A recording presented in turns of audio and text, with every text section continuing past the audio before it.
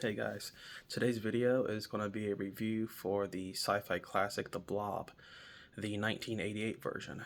So, first of all, right off the bat, I just want to say I was really impressed with these special effects for this film. It was mostly practical effects. You know, being in 1988, CGI was just barely coming along in the 80s. There's no way it was like prevalent in Hollywood. So mostly practical effects. You have some stop motion animation towards the climax, but for the most part, practical effects. So I really did like the practical effects in this movie quite a bit. So this starts out in a small town.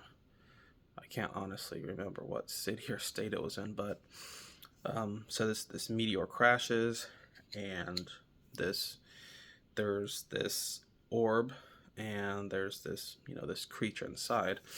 The old man pokes at it with a stick, and it attaches to him. Later he finds the tough guy, biker dude, outlaw with the leather jacket, the kind of punk kid, typical, stereotypical like jerk, um, punk guy who's you know had run-ins with the cops and everything. So that guy, he takes him to the hospital along with the girl and her boyfriend. They take him to the hospital, and honestly, this is like the scenes where we really just see how great these effects are. And honestly, you know, I got pretty scared at some of these parts. Where the blob was moving on the old man, and the kid goes in there and he peels the sheet back, and it's just like basically dissolved his entire lower body, and he's basically like half a person. And there's guts hanging out, and honestly, I can say that kind of scared me. And I haven't really been scared of horror movies in like a while, because not much in horror actually is really scary anymore these days. So it was pretty it was pretty impressive that a movie from the 1980s could actually scare me more than the current horror movies do. And then the kid, he's calling 911. He sees the acid dripping. He looks up, and then the blob attacks him too. So basically, this blob just assimilates matter into him. He just keeps getting bigger. There are some great scenes where he's engulfed a person, and you can still see remnants of the person's face or arms inside the blob. I was just really impressed with this movie.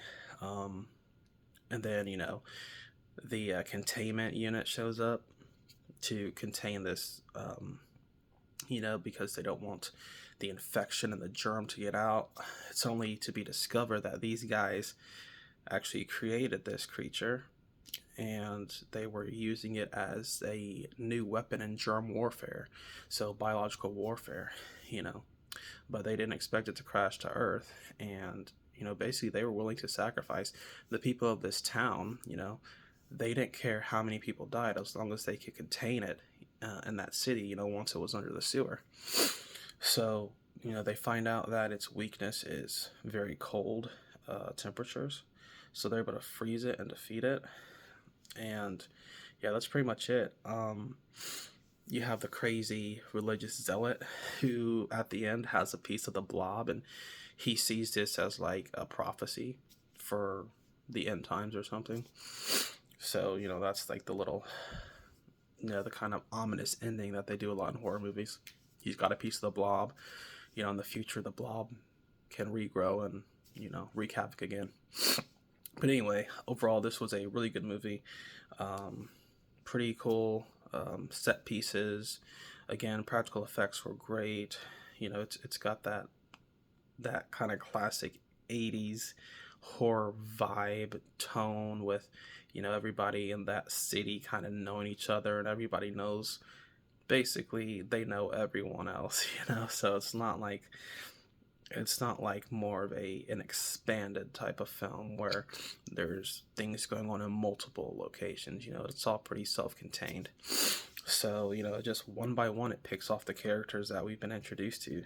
First the boyfriend, then the cop, and, one of the cooks in the diner.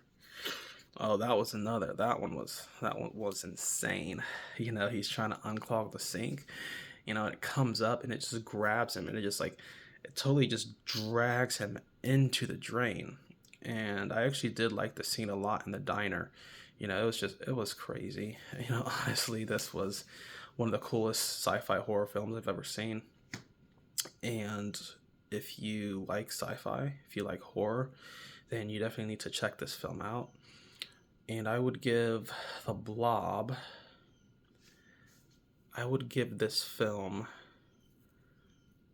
I'm pondering on this, but honestly, I really can't find much wrong with this film, other than a couple scenes with the stop motion that looks kind of, you know, not so good. But like I said, this was 1988.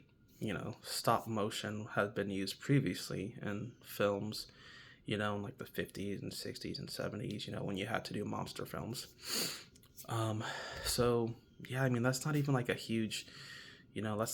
a huge drawback on this film, having, you know, stop motion that didn't look too realistic, because, most of the time it's all practical and it looks super real.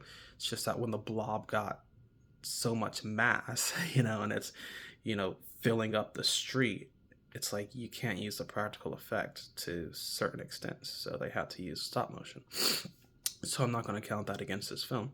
So honestly, I would say this film is like a 10 out of 10. Honestly, it's just like a perfect sci-fi horror film, and you should definitely give it a watch.